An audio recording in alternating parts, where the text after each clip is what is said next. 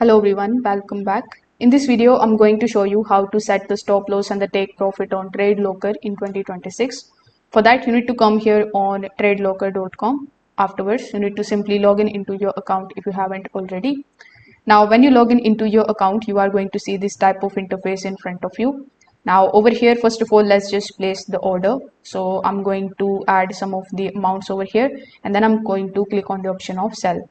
Now, when you place your order, you are going to see all of your positions over here in the positions section.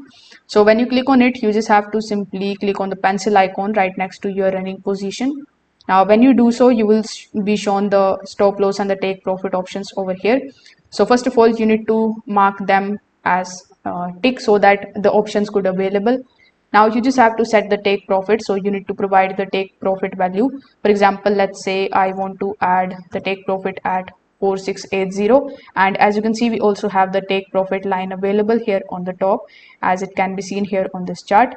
Now for the stop loss, let's say my stop loss is this. So this is my stop loss line. You can also drag your stop loss and the take profit line just like I'm doing it over here, and you can also drag and drop it something like this. So once you are done, you just have to click on the option of confirm, and this way you will be able to add the take profit and the stop loss positions. So that's how you can do it. If this video helped you out, make sure that you like this video and subscribe to the channel. Thanks for watching.